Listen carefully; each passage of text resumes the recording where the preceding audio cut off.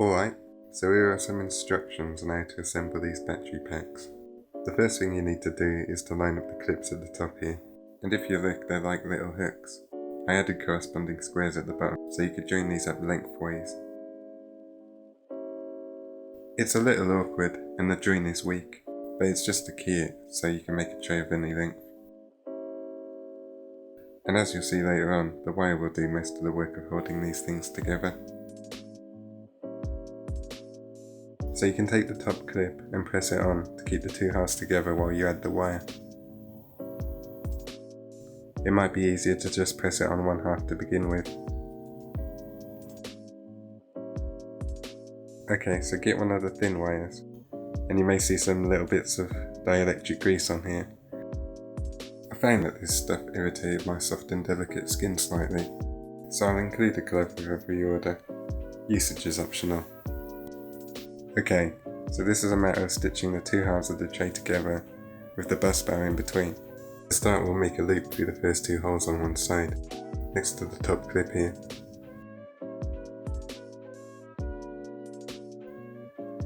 And fold it over and tuck it in.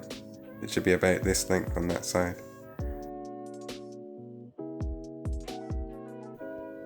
Then we'll do the same on the other side, but this time thread it through.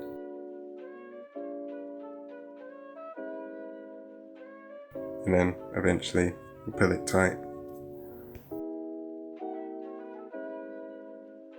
Now we need to go through the hole diagonally across from the one we just came out of.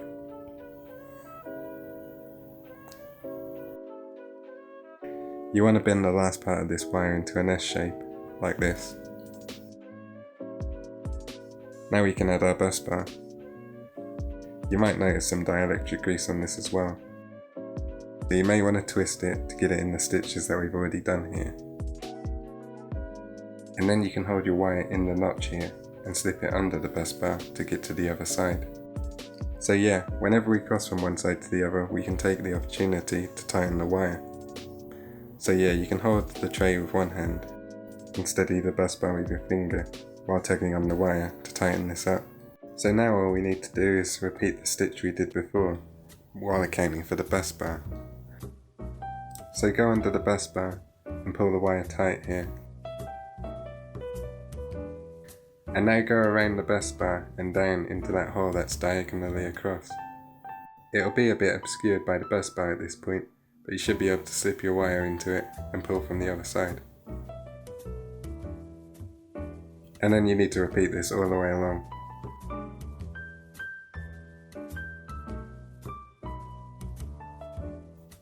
One thing to avoid is the wire kinking like this. If you get one of these little loops, undo it, otherwise you'll mess up your wire.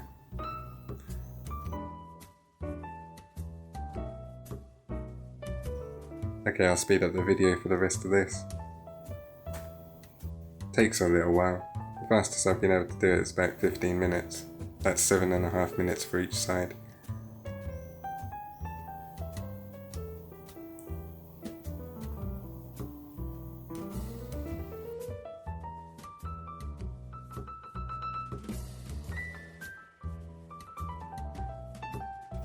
Okay, so when we get to the end here, what we're going to do is rather than go around and down through the obscured hole, we're going to go up through the next hole on the same side of the tray. This is the same thing we did at the start, and you might want to get your needle nose pliers out at this point because you're running out of wire to tug on. So basically we can slip this back under the bus bar.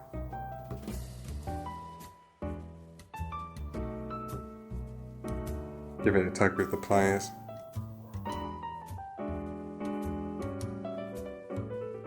And then we can go back along the bus bar in the groove that hasn't been filled to make this look uniform and neat. Okay, let's do this for the other side here.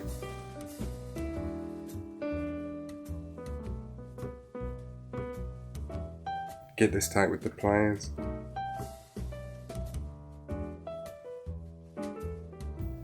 And yeah, we'll cut the excess close to the bus bar so there's no loose ends.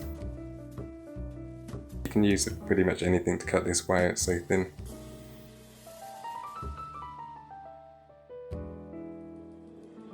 And yeah, that's one side done. you might need to clip off a bit of excess bus bar, and you can pull and twist this bar like a screw thread to help with that.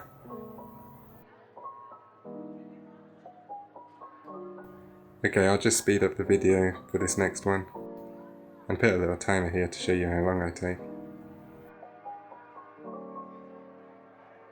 I'm getting faster at each one I do, so you know.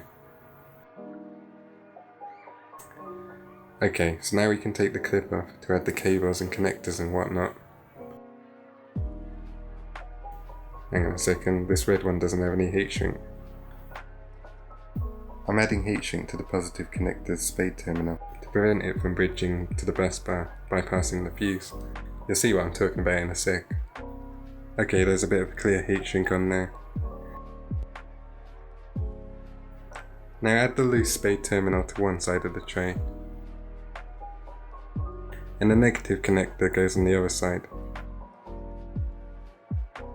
But you need to put these connectors through the clip first, so let's do that. You can see those little slots here for the terminals. Oh, hang on, this is the wrong way around. Let me flip this upside down. And then put this on. Awkwardly. It's probably better to start with the negative side. And yeah, the bus bar can be quite tight against the tray, and you might need to pry it off with a tool or something. And then you just slide the spade connector under there, and then you can press down to clip this thing back to the top. And yeah, if you look on the positive end here, you can see why we needed that heat shrink. These two parts will touch otherwise. Now we can add our connector housings. You can pretty much do it by just pushing, but you might need to squeeze the bottom part.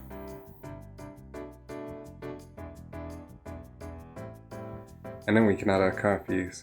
This one's my favourite colour, and 50 amps is the highest rating I could find, so that pretty much decides the current capacity of this pack. Though if you're drawing 50 amps from this, I hope you're using high drain batteries. All the other conductors should be able to keep up. So you notice here, the fuse actually pushed the bus bar out the way when I put it in. You need to grab your pliers and slide the bus bar out to get it right. And yeah, I'll solder this so that the bus bars stay in place properly. Let me go and get my soldering iron. Just gonna put it on the pliers so I don't burn my floor. I usually do this at my desk. Okay, let's see what we're trying to do here. So we can just put some solder on one side of the bar to connect it to the spade. This is kind of awkward doing it with a camera in front of you.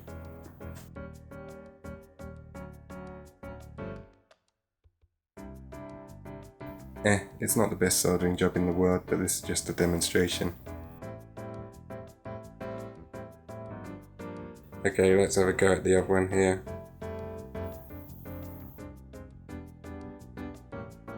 You gotta warm these things up a bit.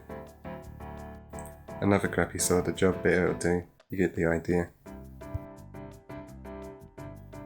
And now you can see this negative cable stuck on here. Okay, so that's pretty much done. You just gotta slide the tray into the sleeve, and then get the lid over the top here.